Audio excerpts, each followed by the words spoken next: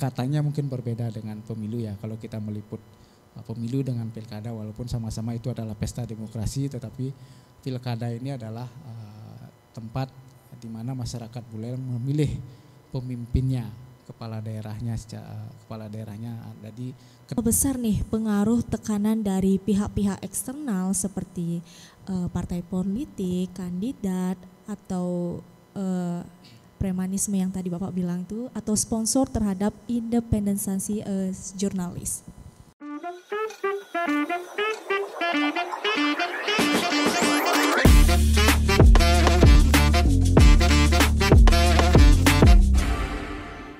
Baik, halo Sobat MKTV, Anda bersama saya Puja Sawitri dalam program Top Talk on Point, di mana kami akan membahas berita-berita terkini dan isu-isu menarik perhatian publik. Nah, pada segmen kali ini kita akan membahas topik yang sangat penting dalam proses demokrasi di Kabupaten Buleleng, yaitu netralitas wartawan dalam Pilkada Buleleng. Untuk membahas isu tersebut, tentunya kami sudah bersama narasumber, yaitu Bapak Putu Nova Anita Putra sebagai Presiden Komunitas Jurnalis Buleleng atau KJB, yang juga sebagai pimpinan redaksi media Koran Buleleng. Baik, di sini saya akan menjelaskan KJB. Nah, menurut saya sudah saya searching, Komunitas Jurnalis Buleleng atau KJB merupakan sebuah komunitas yang merangkul para wartawan yang tentunya bertugas di Kabupaten Buleleng, baik itu wartawan dari media cetak, elektronik, dan juga media online. Oke, tanpa lama-lama kita sambut saja Bapak Nova. Oke, selamat siang Om Swastiastu. Om Swastiastu Bapak, gimana kabarnya Bapak? Baik. Sangat sehat. Baik Pak, ini kan topik lagi hangat yaitu tentang pilkada. Nah, sebagai itu juga Bapak sebagai Presiden KJB. Nah, saya mau nanya nih Pak, mungkin dari jumlah itu berapa sih saat ini anggota KJB saat ini Pak? Menurut datanya dari tahun lalu atau sampai sekarang? Kalau komunitas jurnalis Buleleng ini sekarang sekitar 30 orang. Itu mereka berasal dari berbagai perusahaan media, cetak, radio, termasuk juga online. Kami bersatu padu dalam wadah komunitas jurnalis Buleleng itu. Kalau boleh saya ceritakan bahwasanya dahulu gitulah, komunitas jurnalis Buleleng ini juga lahir atas dasar solidaritas, solidarity of mayor gitu. Ketika pada saat itu juga menjelang pemilihan kepala daerah, gitu. Potensi kekerasan terhadap wartawan pada saat itu yang diceritakan oleh teman-teman senior kami sangat besar, terjadi potensi kekerasan sehingga pada saat itu kami para wartawan senior kami begitu menyusun diri, merapatkan barisan untuk mencegah potensi kekerasan itu, saling mengingatkan, saling memberikan advice gitu agar kita terhindar dari itu, sehingga pada saat itu terbentuklah komunitas jurnalis Buleleng oleh senior kami pada saat itu sekitar di tahun 99 ke atas lah, seperti itu. Itu intinya, jadi bahwa komunitas jurnalis Buleleng lahir atas dasar solidaritas bersama teman-teman pers, teman-teman pekerja media di Kabupaten Buleleng untuk saling menyelamatkan diri dari potensi kekerasan itu, seperti itu. Baik, nah di antara wartawan dari tahun ke tahun sampai 99 ke atas, untuk tingkat solidaritas di antara mereka apakah sudah masih terjaga atau mungkin ada wartawan, ada istilah wartawan bodrek saat ini, gimana itu Pak? Ya, kalau saat ini solidaritas masih sama seperti dulu begitu ya. Tetap kami bersama, tetap kami bersatu, menjalankan tugas pokok kami sebagai pers. Kalau wartawan bodrek kan urusannya berbeda gitu ya. Itu sebenarnya wartawan bodrek. Kenapa wartawan bodrek dinamakan wartawan bodrek? Karena perilakunya gitu. Perilaku wartawannya yang tidak sesuai dengan kode etik jurnalistik, tidak sesuai dengan undang-undang pers itu. Di mana Undang-Undang Pers nomor 40 itu secara gamblang pada pasal 6 Undang-Undang Pers menjelaskan bahwa tugas pers adalah memberikan penguatan edukasi tentang apapun melalui pemberitaan. Yang jelas pemberitaan itu kepentingannya adalah kepentingan publik, bukan kepentingan yang lain seperti itu. Jadi di dalam kode etik jurnalisme juga dijelaskan bagaimana wartawan harus independen, harus memuat berita secara akurat, berimbang dan tidak beritikat buruk. Nah, mungkin dari sekian itu yang dilanggar oleh oknum-oknum ini sehingga disebutkan sebagai wartawan bodrek seperti itu. Nah, untuk kepentingan publik saat ini lebih banyak meliput kegiatan apa? Apakah sudah mulai disibukkan dengan liputan kegiatan-kegiatan di pilkada? Karena tahapan pilkada Buleleng ini kan hampir sudah mulai, itu Pak. Ya, teman-teman di PES, di komunitas jurnalis Buleleng ini sudah hampir setahun ini sudah mulai disibukkan dengan kontestasi pilkada Kabupaten Buleleng gitu. Sebelumnya dari tahapan pemilu juga mereka sudah, teman-teman wartawan juga sudah melakukan kesibukan peliputan politik seperti itu, dan sekarang mulai dengan peliputan tahapan pilkada. Ini mungkin akan agak kedekatannya mungkin berbeda dengan pemilu ya. Kalau kita meliput pemilu dengan pilkada, walaupun sama-sama itu adalah pesta demokrasi, tetapi pilkada ini adalah tempat di mana masyarakat Buleleng memilih pemimpinnya, kepala daerahnya. Jadi kedekatannya itu berbeda. Teman-teman wartawan juga pasti melakukan peliputan yang berbeda. Bagaimana hasil dari peliputan itu biar benar-benar menjadi referensi gitu, referensi utama, referensi yang baik, termasuk edukasi bagi masyarakat Buleleng bagaimana mereka akan memilih calon kepala daerah. Dari hasil liputan teman-teman itu referensinya harus menggambarkan semua karakter dari para calon pemimpin atau visi misi program kerjanya ke depan untuk Buleleng yang lebih baik. Jadi itu yang digambarkan oleh teman-teman wartawan melalui liputannya. Jadi memang kedekatannya sangat berbeda dengan pemilu seperti itu. Nah, kan Bapak sudah menjelaskan mengenai track record para kandidat juga. Nah, gimana sih Pak? Kan sekarang ada hoax atau ada juga beberapa mungkin berita yang kurang netralitas atau condong ke para kandidat itu. Nah, menurut Bapak, gimana caranya agar konteks pilkada ini wartawan itu bisa netralitas seperti itu Pak? Ya, kuncinya sih yang satu aja ya. Satu adalah taat kepada kode etik itu, kode etik jurnalistik dan undang-undang pers.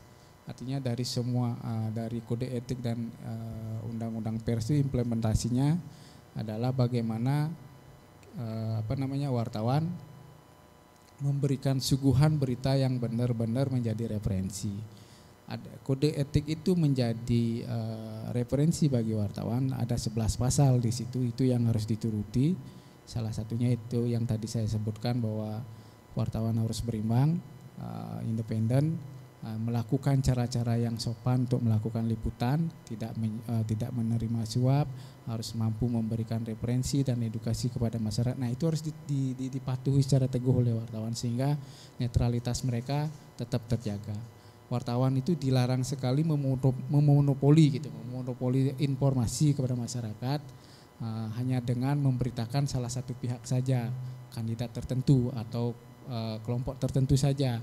Jangan sampai itu tidak boleh terjadi. Misalnya si wartawan A hanya sekedar memberitakan apa kegiatan si kandidat A, tetapi tidak memberitakan si kandidat B seperti itu. A dan B ini harus diberitakan secara secara seimbang seperti itu. Jadi dalam peliputan politik sebenarnya cover both side itu, bagaimana kita meliput dua sisi itu bukan hanya itu yang diperlukan, tapi sekarang multi board side, artinya merekam semua sumber sehingga masyarakat paham sekali bahwa inilah kandidat-kandidat yang mereka harus pilih seperti itu. Mau nanya nih Pak, kan Bapak berpengalaman, untuk selama Bapak pengalaman sebagai jurnalis dan KJP juga, apa saja tantangan besar yang dihadapi jurnalis ketika menjaga netralitas selama masa kampanye, khususnya di pilkada? Ya, Kalau tantangan secara fisik sih mungkin sekarang sudah lebih lebih landai lah dibandingkan tahun-tahun sebelumnya. Pilkada pada tahun 2000 berapa itu masih potensi kekerasan itu masih terjadi. Jadi artinya ancaman secara fisik kepada kita itu premanisme seperti itu masih ada. Pilkada di tahun 2004 segala macam itu di tahun-tahun seperti itu masih ada ancaman fisik terhadap kita. Tapi sekarang sudah mulai landai tetapi tetap harus waspada hal-hal seperti itu. Yang kedua adalah yaitu kadang-kadang kita digiring oleh tim tertentu gitu, diiming-imingi gitu. Nanti kamu bikin berita yang baik lah buat kandidat saya. Ada saja seperti itu, iming-imingnya seperti ini, ada seperti itu. Tetapi ya pada sana ketika kita melakukan proses jurnalisme itu, pada intinya kita adalah pengabdian kepada masyarakat. Kepentingannya publik, bukan kepentingan mereka kelompok tertentu. Itu yang harus kita pegang teguh seperti itu, bahwa pekerjaan jurnalis itu, pekerjaan wartawan itu adalah sebuah pilihan. Karena ujung-ujungnya adalah pengabdian kepada masyarakat juga seperti itu, bukan untuk kepentingan kelompok tertentu. Pengabdian kita itu untuk membangun daerah, membangun negara melalui kerja-kerja jurnalistik yang baik dan benar gitu. Oke, dalam sebuah di perusahaan mungkin kita akan dibayar. Disitulah kita meminta materi seperti itu. Tetapi kita harus melakukan kerja-kerja jurnalisme, kita dihargai secara materi oleh perusahaan kita, tetapi bukan meminta materi dari pihak lain. Tapi kita meminta materi, hak dan kewajiban kita melalui perusahaan saja. Ada dari sisi bisnis gitu. Misalnya dalam undang-undang pers itu memang pers selain sebagai media pemberitaan adalah lembaga ekonomi. Nah, itulah yang harus kita terapkan. Jangan sampai yang menjalankan pers sebagai lembaga ekonomi itu adalah divisi lain, divisi ekonomi, divisi bisnis, bukan wartawan. Agar tidak sampai wartawan terjerumus dalam hal itu sehingga independensinya juga akan bisa berpengaruh. Jadi ada dua, dalam perusahaan pers itu adalah divisi news, ada divisi perusahaan yang tugasnya mencari uang gitu, mencari uang secara benar sesuai transaksinya secara benar, tapi bukan wartawan. Wartawan hanya boleh membantu, hanya sekedar mungkin melobi atau segala macam untuk kepentingan perusahaan itu, tetapi tidak boleh terjerambab langsung melakukan praktek-praktek bisnis seperti itu, sehingga independensinya tetap terjaga seperti itu ya. Oke, seberapa besar nih pengaruh tekanan dari pihak-pihak eksternal seperti partai politik, kandidat, atau premanisme yang tadi Bapak bilang tuh, atau sponsor terhadap independensi jurnalis? Kalau sekarang itu kan juga agak tidak terlalu kentara gitulah tekanan-tekanan seperti itu. Mereka kadang lebih menutup diri soal hal itu. Biasanya hal-hal seperti itu mereka mempengaruhi kita itu di belakang meja seperti itu, melalui via telepon atau apa gitu. Seperti itu sih sebenarnya. Tapi kalau tekanan secara fisik tadi ya, soal premanisme itu sekarang sudah nggak ada. Saya yakin sekarang sudah nggak ada, tetapi potensi memang ada, tetapi tidak seperti masa-masa lalu lah ya, di tahun pilkada di tahun berapa 2004 sekian atau 2012 itu saya masih merasakan hal itu seperti itu. Bahkan di lembaga tertentu dulu pernah saya semacam diancam gitu loh. Tapi waktu itu saya masih wartawan muda, gini saja wartawannya mau muda-muda seperti ini, bagaimana kalau kita di luar main ya seperti itu. Masih ada seperti itu, tapi sekarang sudah tidak ada seperti itu. Mereka menjadikan kita sebenarnya justru mitra strategis dalam bidang informasi. Kita bergaul oke, tetapi dalam hal ini sekali lagi bahwa kita wartawan punya independensi tersendiri terhadap proses-proses kerja jurnalisme kita gitu. Ya. Nah, menurut Bapak ini, bagaimana seorang jurnalis bisa menghadapi dan mengelola dari tekanan semacam itu, Pak? Kita santai saja sebenarnya soal itu. Bergaul dengan siapapun gitu ya. Bergaul dengan siapapun. Anggap semua adalah teman. Siapapun kita berdiri sama rendah, berdiri sama tinggi, berduduk sama rendah seperti itu. pergaulan adalah yang utama bagi teman-teman wartawan, supaya tidak ada semacam tekanan itu gitu loh. Saya misalnya dengan Puja pasti suatu saat akan menjadi narasumber saya seperti itu. Tetapi di luar itu kita adalah berteman, sehingga komunikasi kita tetap baik dengan siapapun. Ketika komunikasi kita baik, ya tekanan-tekanan itu saya kira nggak akan terjadi seperti itu. Baik, apa saja mungkin praktik yang terbaik yang bisa diterapkan oleh jurnalis untuk memastikan laporan mereka itu tetap netral dan tentunya objektif? Yang pertama adalah sebelum teman-teman melakukan liputan gitu ya, kita harus paham materi apa sih yang harus kita liput. Kita harus baca buku. Meliput tentang politik kita harus paham situasi politik seperti itu ya. Kita harus paham peta-peta politiknya seperti itu, sehingga itu bisa berasal dari sumber-sumber berita di masa lalu atau dengan buku, membaca buku-buku politik seperti itu, sehingga kita memahami bahwa peta politik itu bisa kita gambarkan dalam berita itu. Karena ada begini, bukan hanya ketika kita meliput sesuatu, dalam hal ini mungkinlah ide tentang liputan politik, kita tidak hanya meliput apa yang terjadi di permukaan, tetapi ada lapisan-lapisan lain yang sebenarnya harus kita gali, bukan hanya di permukaan saja, tapi lapisan lain yang kita gali sehingga masyarakat luas itu tahu, paham benar sebenarnya. Misalnya kemarin ada proses pencalonan beberapa tokoh politik mendatangi partai politik seperti itu ya, untuk mendaftar sebagai bakal calon. Dalam proses itu mungkin beberapa teman gitu, kita melakukan liputan, oh si tokoh A masuk ke partai politik untuk mendaftar sebagai bakal calon ini. Ternyata beda hari selanjutnya begitu. Si A ini juga mendatangi partai lain gitu lah. Sebenarnya dari situ kita harus itu kan pemetaan politik sebenarnya.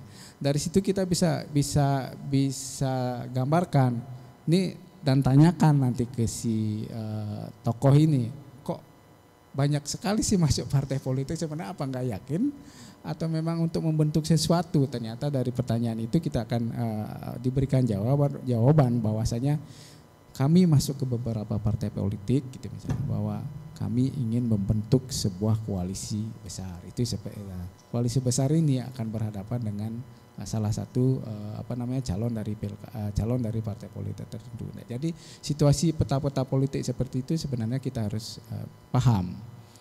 Juga karakter si tokohnya, tokoh politiknya juga harus paham, termasuk latar belakangnya dan track recordnya seperti itu, sehingga tergambarkan ke masyarakat. Kita bisa menggambarkan dengan gamblang melalui karya jurnalisme kita, sehingga masyarakat paham, oh si A ini tokohnya pingin ini, ternyata seperti ini programnya, si B ternyata seperti ini. Jadi dari karya jurnalistik kita masyarakat paham gitu loh, oh inilah yang harus saya pilih, inilah yang harus saya pilih. Jadi usahakan bahwa karya jurnalistik kita itu menjadi referensi dan edukasi yang terbuka seluas-luasnya bagi masyarakat gitu. Baik, berbicara mengenai netralitas, tentu dari media Buleleng saat ini ya, entah itu media cetak, media elektronik, itu sudah bermain di media sosial ya Pak ya. Dari Koran Buleleng mungkin sudah terbentuk dari website tersebut ya. Nah, bagaimana media sosial itu bisa mempengaruhi netralitas jurnalis dalam pilkada? Mungkin ada perbedaan dalam tantangan yang dihadapi jurnalis konvensional dan jurnalis di era platform digital seperti itu Pak. Kalau proses tata kerja jurnalisme kan sama saja. Itu yang membedakan sekarang adalah iklim teknologinya seperti itu ya. Saat ini orang sudah bergeser ke lebih ke teknologi informasi, sehingga berkembanglah media online. Media online itu ya dari portal berita seperti kita, ada website, ada sosial media. Tapi harus dibedakan gitu loh, bahwa media online ada juga media online itu tetap adalah media mainstream yang sesuai dengan kaidah-kaidah aturan regulasi dari tentang pers. Sosial media berbeda.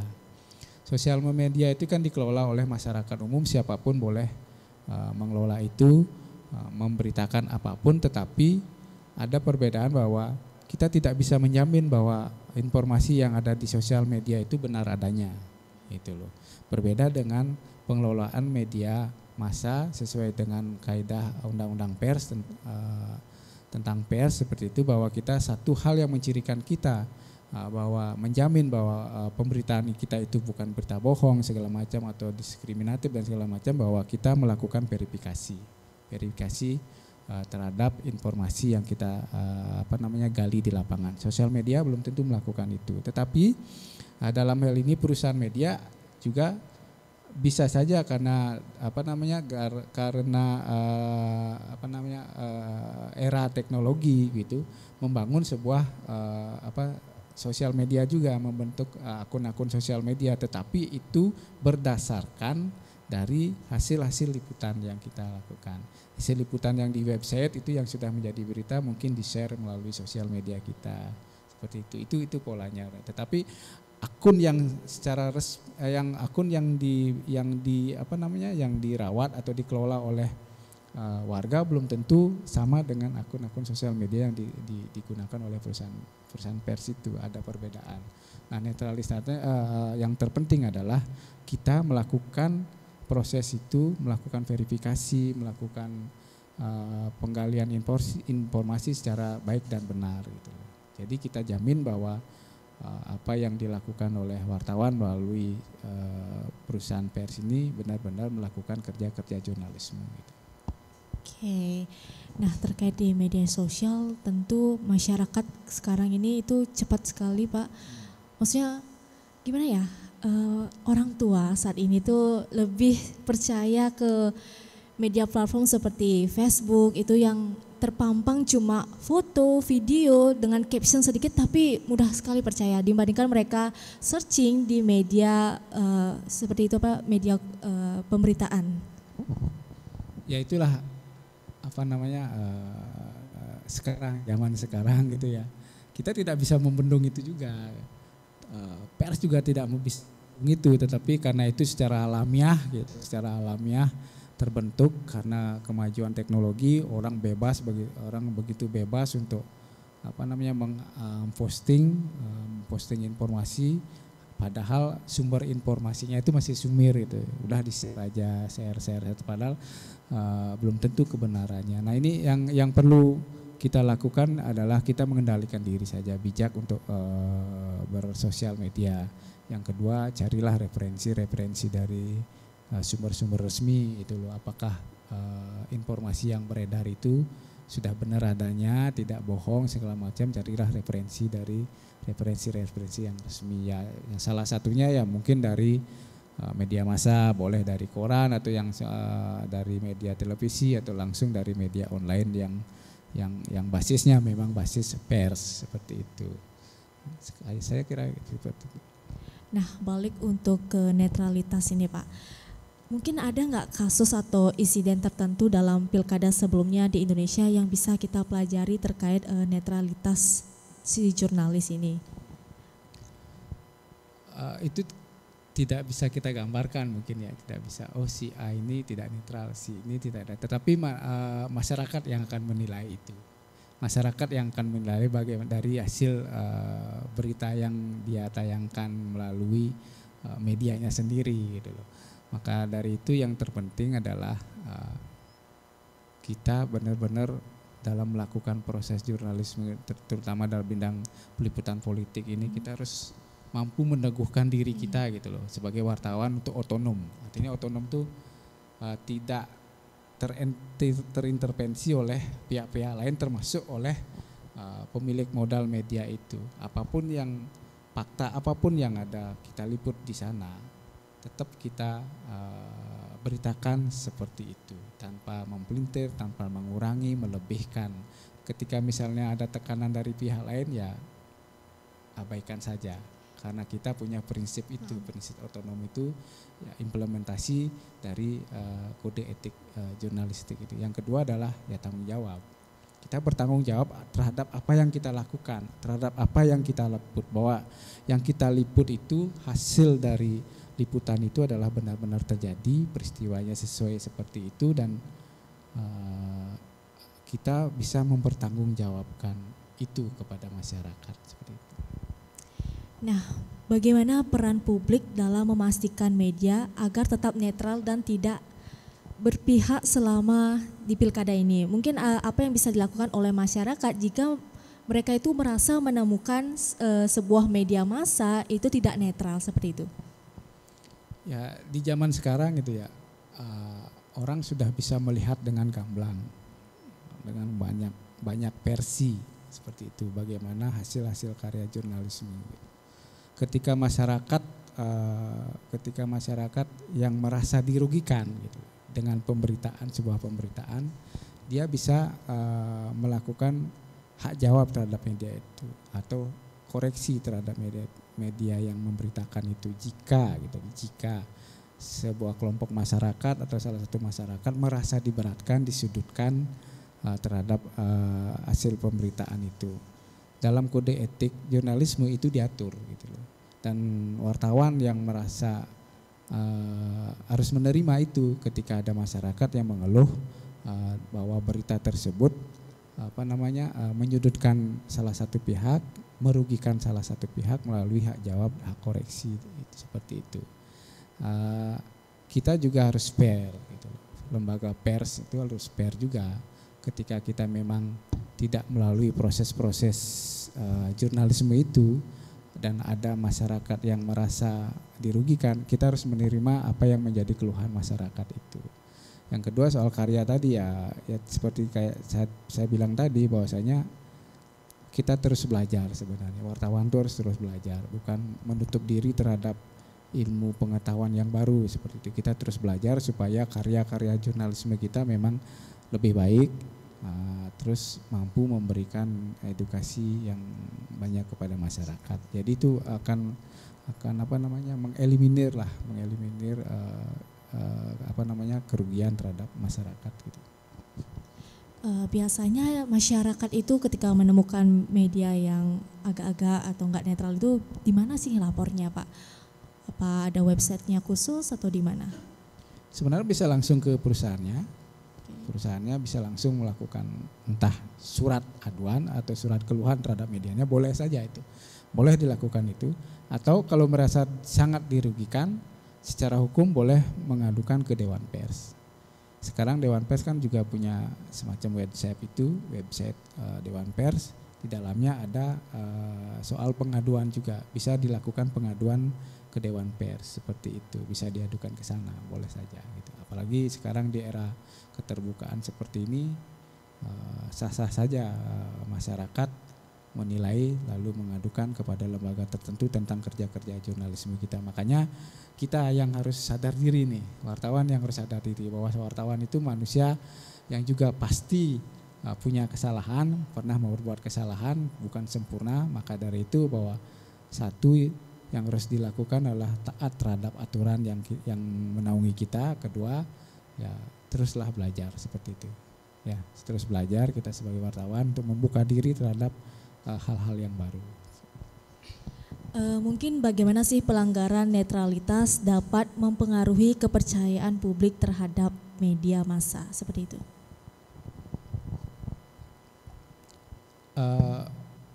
Perusahaan pers atau pers itu sudah menjadi bagian dari kepercayaan publik, sudah menjadi karena kepentingannya, pekerjaan pers itu adalah untuk kepentingan publik. Satu saja kita salah, dianggap oleh masyarakat bahwa kita tidak netral, kepentingan kita bukan kepentingan publik tetapi untuk kepentingan kelompok tertentu, maka itu akan menjadi semacam label seterusnya bahwa si media ini sudah pernah melakukan tidak netral terhadap posisi, terhadap kondisi politik pada saat melakukan peliputan. Dia hanya memberikan ruang kepada kandidat tertentu saja. Ini bukan lagi menjadi referensi bagi publik. Itu label jadinya. Itu menjadi label secara tidak langsung, menjadi label sosial dari masyarakat terhadap media kita.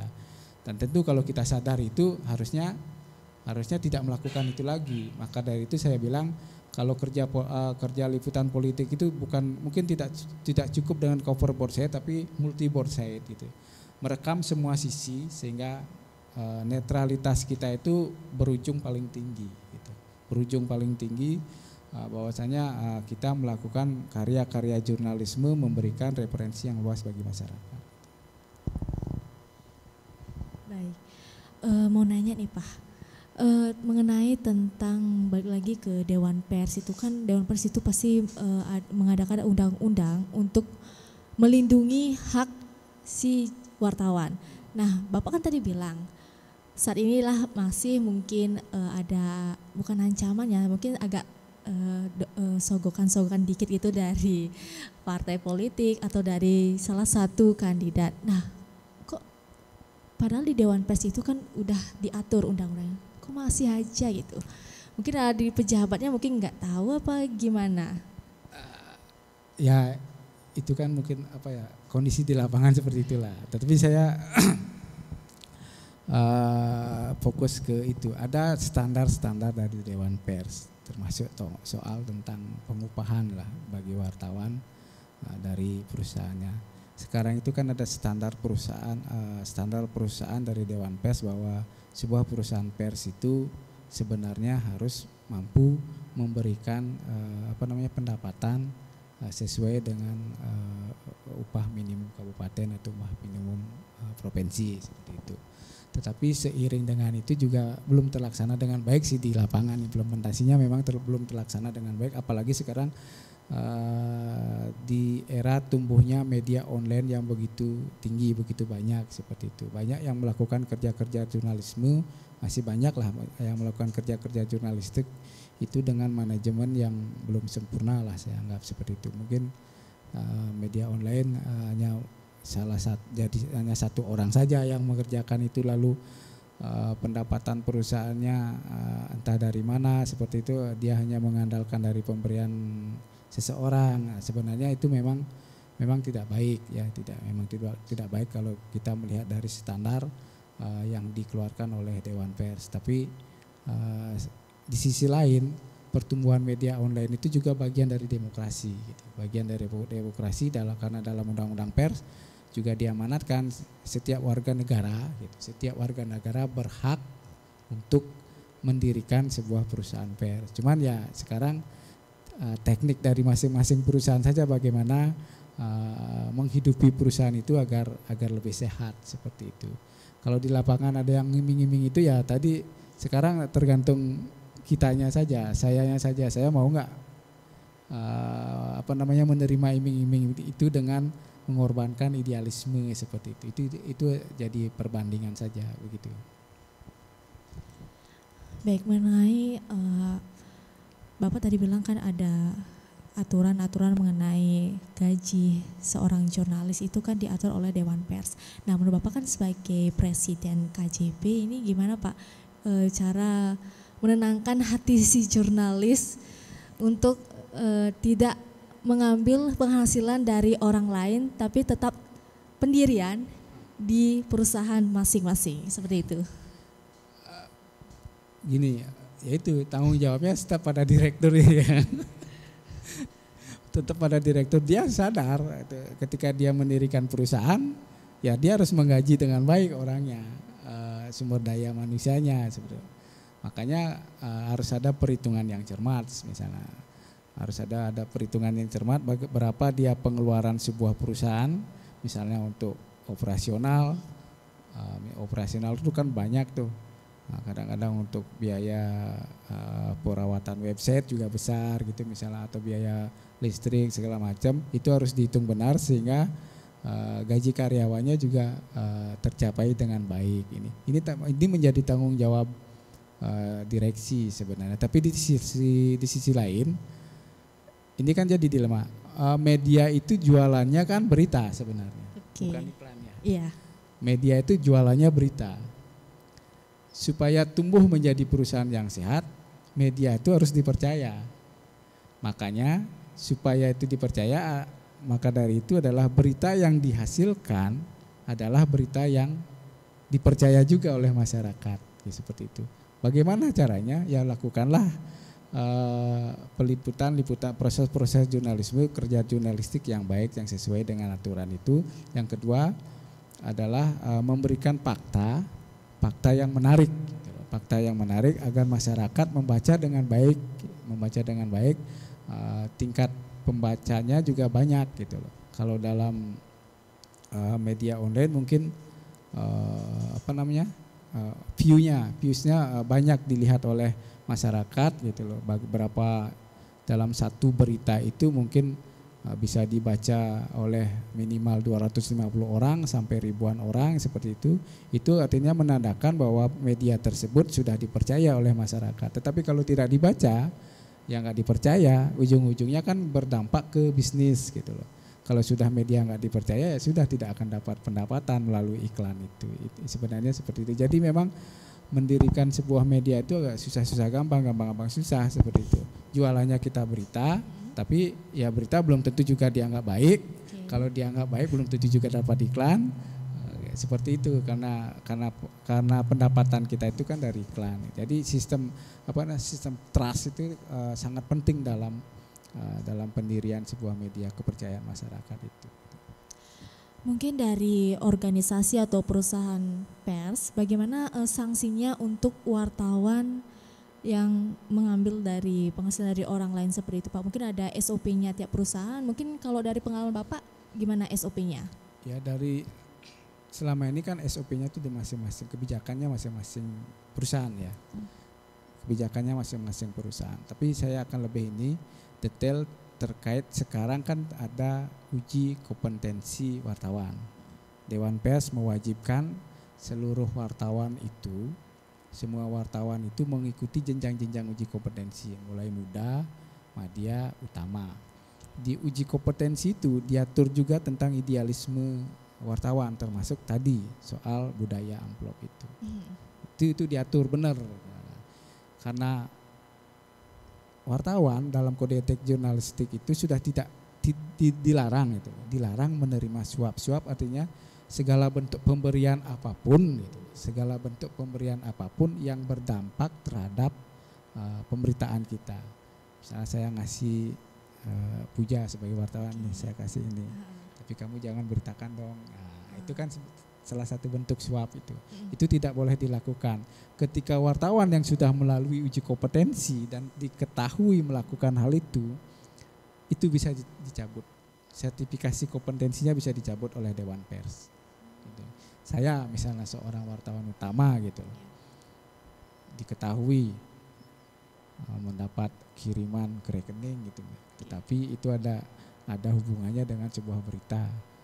Anda bikin dong berita yang begini biar saya elektabilitas saya meninggi itu misalnya. Padahal sumber-sumber beritanya semua sumber faktanya tidak jelas gitu. Tapi saya tetap menerima itu gitu. Nah, ketika saya diketahui mungkin ada yang melaporkan oleh pihak orang lain atau siapapun gitu ke Dewan Pers bahwa buktinya bahkan ada misalnya, sertifikasi utama saya bisa dicabut oleh Dewan Pers. Dan itu menjadi ketidakpercayaan masyarakat terhadap diri saya gitu. Seperti itu. Oke, untuk wartawan atau jurnalis saat ini kan di musim pilkada. Mungkin Bapak sebagai Presiden KJB, apakah ada pelatihan-pelatihan khusus itu biar mereka tuh terjun konferensi pers ke kandidat calon partai politik? Apakah bisa mengerti gitu Pak? Misalnya ada partai politik mengadakan konferensi pers gitu. Jadi mereka para wartawan tuh gimana caranya meliput tapi biar seimbang seperti itu Pak. Apakah ada pelatihan gitu dari Presiden KJB? Kalau KJB sih sejauh ini belum pernah ya melakukan itu pelatihan khusus terhadap teman-teman wartawan. Tetapi mungkin mereka juga pasti akan mendapat pelatihan itu di organisasi lain semacam PWI, AJI dan segala macam. Karena di KJB ini kan menaungi semua wartawan dari berbagai organisasi itu. Tapi secara khusus KJB belum pernah melakukan pelatihan seperti itu. Tapi saya yakin mereka mendapat pelatihan lain di tempat lain. Cuman kami tentu saya selaku pengendali gitu lah di komunitas jurnalis Buleleng tetap saling mengingatkan. Saya juga diingatkan oleh teman-teman bahwasanya kita harus melakukan praktik-praktik jurnalisme yang baik gitu. Jangan sampai korps wartawan kita tercoreng oleh hal-hal yang tidak baik, yang tidak sesuai dengan etika kita sebagai wartawan. Jangan sampai kita sering-sering mewanti itu. Ketika ada jumpa pers, silakan liput apa yang menjadi materi di situ. Setelah itu, setelah jumpa pers selesai, ya sudah, silakan apapun teman-teman lakukan, misalnya dengan narasumber ngobrol lagi segala macam, itu bisa dilakukan. Tapi jangan sampai mempengaruhi idealisme kita sebagai wartawan seperti itu. Kalau di KJB itu apakah semua wartawan sudah mengikuti UKW, Pak? Sebagian besar sudah. Sebagian besar sudah. Yang saya tahu sebagian besar sudah. Ada yang madya, muda, madya, utama. Yang belum itu biasanya yang wartawan muda yang misalnya baru setahun atau 2 tahun melakukan kerja-kerja jurnalisme, karena aturannya kan begitu. Wartawan muda itu paling tidak minimal 3 tahun baru bisa mengikuti uji kompetensi. Setelah itu 3 tahun setelahnya, setelah mendapat sertifikasi muda, baru dia boleh mengikuti uji kompetensi madya. 2 tahun setelah mendapat sertifikasi madya baru bisa mengikuti sertifikasi utama sebetulnya. Nah, yang utama ini biasanya mereka sudah pengalaman kerjanya mungkin 10 tahun, lalu di perusahaannya sudah memegang jabatan misalnya paling tidak editor atau pemimpin redaksi. Jadi seperti itu. Sebagian besar di KJB sudah uji kompetensinya sudah ada. Nah, kita tahu bahwa di media itu ada segmen berita editorial atau berita periklanan seperti itu, Pak. Kemudian bagaimana sih cara memilah antara membedakan sebuah berita itu adalah editorial atau bukan? Atau bahkan berita editorial itu kan bisa dikatakan sebagai hal yang membuktikan wartawan itu bisa saja dikatakan tidak netral dalam pilkada jika ada kandidat yang mau pasang berita editorial. Editorial itu kan iklan dalam bentuk berita. Ada cara kita atau dari kami, dari perusahaan media itu mempunyai cara tersendiri untuk membedakan berita pada umumnya dengan berita editorial gitu. Dan itu tidak dilarang. Editorial itu tidak dilarang, tetapi bagian dari bisnis. Jika berita editorial itu menayangkan sebuah berita politik, bukan berarti si wartawan atau medianya condong ke salah satu pihak, belum tentu seperti itu. Tetapi yang kita tayangkan editorial politik itu yang terpenting adalah tidak menyudutkan pihak lain. Dia boleh mempromosikan dirinya sebagai kandidat tertentu, bahwa saya punya program ke depan adalah membangun sebuah saluran irigasi bagi subak di seluruh Kabupaten Buleleng, misalnya. Isi editorialnya seperti yang tidak masalah. Yang terpenting adalah supaya masyarakat tahu itu adalah editorial, ada kode-kode tertentu, misalnya ada batas tertentu yang dinamakan garis api. Garis api dalam media cetak ini ada garis api. Kan ini berita satu kolom itu harus dipisahkan dengan berita lain dengan kotak, misalnya. Kotak itu adalah sebuah editorial. Atau bentuk fontnya, bentuk tulisannya berbeda dari berita-berita yang pada umumnya. Lalu di akhir berita itu biasanya ada penanda, entah penanda memang hurufnya ADV atau editorial langsung, atau bentuk tanda pagar atau apapun. Itu adalah kebijakan dari masing-masing perusahaan media. Yang jelas editorial itu adalah resmi, murni, bagian dari bisnis perusahaan media. Yang terpenting di editorial itu tidak sampai menyudutkan pihak lain. Kalau sampai isinya menyudutkan pihak lain, sebenarnya di perusahaan media itu juga bisa menolak itu gitu. Karena suatu saat dampaknya akan berbeda, akan menjadi ricuh atau akan membutuhkan hak jawab dari pihak lain, seperti itu. Nah, tetapi kan bisa saja atau pembaca atau masyarakat bisa menilai bahwa kita itu konteksnya adalah memihak. Nah, bagaimana jurnalis bisa mengendalikan itu? Ya, kalau memihak bukan memihak sih, seperti tadi yang katakan bahwa itu adalah haknya si pemasang iklan. Melalui media kita memasang iklan, dia hanya mempromosikan dirinya gitu. Mempromosikan dirinya melalui iklan itu. Dia mempromosikan dirinya bahwa saya punya program kerja sebagai kandidat, ini yang saya lakukan 5 tahun ke depan gitu.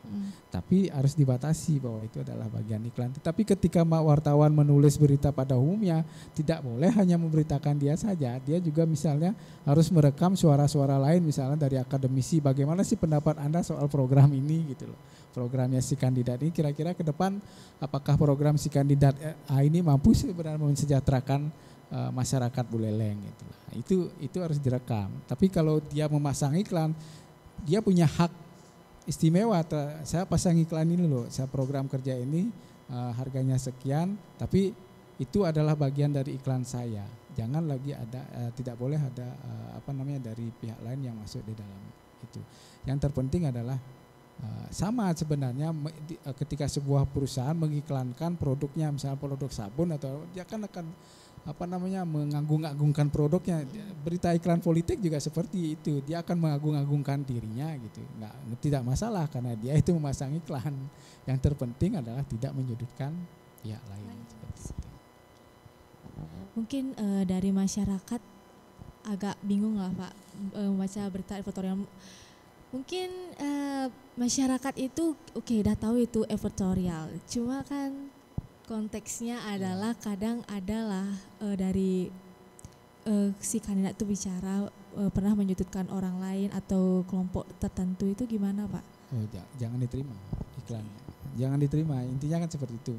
Kalau dia pasang iklan silakan Anda mengagungkan diri Anda, silakan. Tapi kalau sampai menyudutkan orang lain atau mempermasalahkan orang lain dalam iklan itu, ya bukan etikanya di situ mempermasalahkan orang lain di editorial itu. Itu artinya sama saja dengan memberikan ruang yang tidak baik kepada kami sebagai wartawan seperti itu. Itu tidak boleh terjadi, ya. Atau perusahaan media juga harus memahami gitu. Memahami misalnya dalam sebuah dia memasang editorial itu, ya harus dihitung juga format dalam satu halaman koran atau dalam sini tidak sepenuhnya semua boleh memasang, dia sendiri yang memasang itu, tetapi yang lain tidak diterima, harus ada perimbangan juga gitu. Oke. Nah, dari masyarakat nih Pak, gimana caranya dia tahu berita editorial itu tidak memihak, dan bagaimana masyarakat tahu itu bahwa berita itu netralitas, bahwa wartawan itu bisa netralitas seperti itu Pak, dari segi apa gitu? Kan orang itu nggak tahu berita terkini, info-info terkini atau isu-isu booming itu kan ada juga masyarakat yang tidak tahu. Ya, masyarakat sebenarnya harus membandingkan juga dengan berita-berita yang lain seperti itu. Soal netralis di berita, soal berita editorial, jika itu dinilai